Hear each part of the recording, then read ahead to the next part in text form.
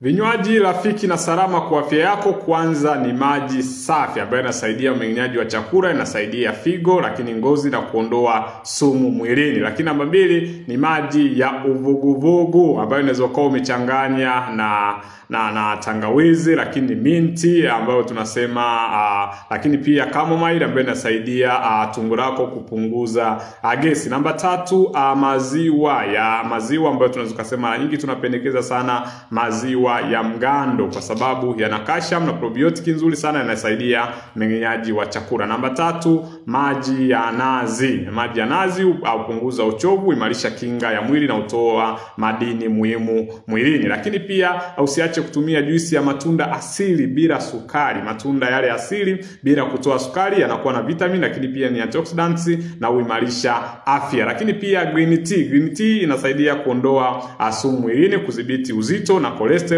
ni nzuri sana, wengi wameitumia, imekuwa ikiwasaidia. Maji ya limau kidogo bila sukari ambayo mara nyingi inatoa vitamini C na inasaidia mmeng'enyaji wa chakula. Hivyo ndo vinywaji ukivitumia ni mbadala wa soda. Tuambie wewe ni kinywaji gani wewe unakitumia kila siku na kimekusaidia kuondokana na changamoto za kiafya. Kisha unawasiliana na Dr. Jimmy kama una changamoto yoyote. Karibu.